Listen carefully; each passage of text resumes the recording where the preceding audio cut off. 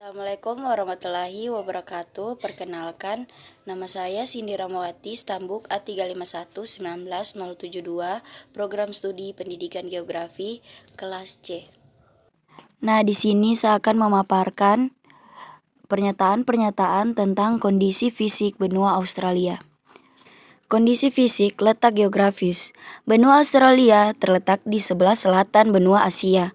Secara anatomis, benua ini terletak di antara 11 derajat lintang selatan sampai 44 derajat lintang selatan dan 115 bentang timur sampai 153 bentang timur, dan memiliki wilayah daratan dunia dengan batasan-batasan wilayah berikut, seperti sebelah utara berbatasan dengan Laut Timur atau Timur Leste dan Laut Arafuru di Indonesia. Yang kedua yaitu sebelah timur berbatasan dengan Samudra Pasifik dan Laut Tasman. Yang ketiga yaitu sebelah barat berbatasan dengan Samudra Hindia. Yang keempat, sebelah selatan berbatasan dengan Samudra Hindia. Dan benua Australia hanya memiliki satu negara, yaitu negara Australia. Selain wilayah negara di daratan atau benua, negara Australia juga mempunyai beberapa wilayah pulau, yaitu Pulau Cocos, Christmas, dan Macrues. Ya, dan di sini saya akan menjelaskan tentang keadaan iklim benua Australia. Di benua Australia ada wilayah barat dan tengah. Wilayah ini terdiri atas pegunungan Macdonnell dan pegunungan Misgrave. Selain itu, wilayah ini juga berupa gurun antara lain yaitu gurun pasir besar, gurun pasir Victoria, dan gurun pasir Gibson. Dan di wilayah timur, wilayah ini merupakan barisan pegunungan yang memanjang dari Tanjung Ward sampai Tasmania. Kawasan pegunungan ini disebut Easter Hildren, merupakan rangkaian pegunungan Alpen Australia. Gunung tertinggi di Australia adalah Gunung Kosciuszko, memiliki tinggi 2.228 meter. Dan di wilayah tengah terdapat pegunungan Pluto dan barisan pegunungan timur.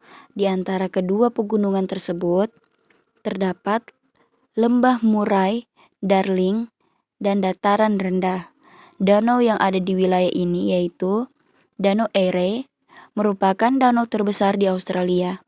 Danau Cherry, Danau Markai, dan Danau Disaponemen, dan Danau Amandeus. Di wilayah tengah juga terdapat gurun pasir Simpson. Wilayah ini memanjang dari Teluk Carpentaria sampai ke pantai selatan. Penduduk asli Australia, Aborigin, dan penduduk Kepulauan Selatan Torres adalah pewaris salah satu tradisi kebudayaan tertua dunia yang masih langgeng. Mereka telah berdiam di Australia selama 40 tahun dan mungkin hingga 60 tahun. Penduduk Australia lainnya adalah migran atau keturunan migran yang tiba di Australia dari sekitar 200 negara sejak Inggris mendirikan pemukiman Eropa yang pertama di Sydney Cove pada 1788. Sejak itu, lebih dari 6,5 juta migran, termasuk 675 pengungsi, bermukiman di Australia, secara nyata memperluas profil sosial dan budayanya. Kini, penduduk Australia mencapai lebih dari 21 juta jiwa. Lebih dari 43% penduduk Australia kelahiran luar negeri atau memiliki orang tua yang lahir di luar negeri. Penduduk asli Australia diperkirakan berjumlah 483.000 atau 2,3%. Banyak orang yang datang ke Australia sejak 1945 memiliki motivasi, komitmen kepada keluarga, atau keinginan untuk melepas diri dari kemiskinan, perang, atau penganiayaan. Gelombang pertama, migran dan mengungsi kebanyakan datang dari Eropa. Gelombang-gelombang berikutnya datang dari kawasan Asia Pasifik, Timur Tengah, dan Afrika. Ekonomi penduduk Australia. Australia adalah salah satu ekonomi terkuat di dunia, dengan pertumbuhan ekonomi selama hampir 2 dasawarsa secara berturut-turut, dan pengangguran turun sehingga ke tingkat terendah dalam satu generasi. Sebagai sebuah dari reformasi struktural dan kebijakan selama hampir 3 dasawarsa, ekonomi kini menjadi luas, berdaya tahan, dan makin terintegrasi dengan pasar global. Kekuatan ekonomi Australia terlihat jelas dalam beberapa tahun terakhir atas kemampuannya untuk bertahan dari sejumlah kejadian internal maupun eksternal, termasuk kekeringan yang pernah, pembangunan rumah yang melanda, dan krisis keuangan dan ekonomi Asia.